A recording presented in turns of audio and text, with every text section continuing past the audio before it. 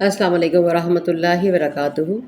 یہاں پہ اکثریت کو سمجھ نہیں آ رہی تختی نمبر 6 کے اوپر وقف کی صورت میں کیسے پڑھنا ہے اور دو زبر کو کیسے ایک کرنا ہے، تو میں نے آپ کے لیے اسپیشلی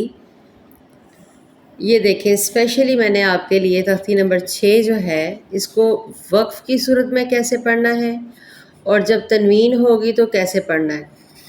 سادہ تو آپ لوگ شروع سے ہی پڑھے ہوئے ہیں نا، تو اس کو اب آج ہم نے تختی نمبر یہ جو 6 ہے اس کو 2 لائنوں کے پہلے سمجھیں، کیونکہ اب آپ کا قرآن پاک سٹارٹ ہو چکا ہوا ہے۔ اب ہم یہ بچوں والی غلطیاں نہیں کر سکتے۔ سادہ ہم کیسے پڑھیں گے؟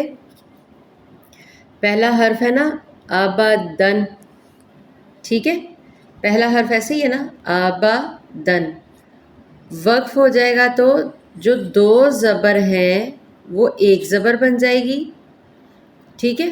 وقف کی صورت میں کیا ہو جائے گی؟ وہ ایک زبر بن جائے گی۔ آبادا، آبادن 2 زبر، وقف کی صورت میں آبادا۔ کلیئر ہو گیا؟ 2 زبر جو ہوگی اس کو ایک زبر کے ساتھ ملا کر پڑھا جائے گا۔ یہ صرف 2 زبر کا قاعدہ ہے، پلیز یاد رکھیے گا۔ میں نے اس لیے بچوں کی طرح لکھ کر یہاں پہ لکھا ہے کیونکہ آپ وائس کو میری نہیں سنتے۔ اب یہاں پہ دیکھیں آگے الف نہیں ہے، جو اگلا حرف ہے احدن۔ ساتھ میں میری طرح آپ بھی نورانی قاعدہ رکھیں تاکہ آپ کو پتہ ہو کہ آگے والا لفظ کون سا اور کیا بتا رہی ہوں میں۔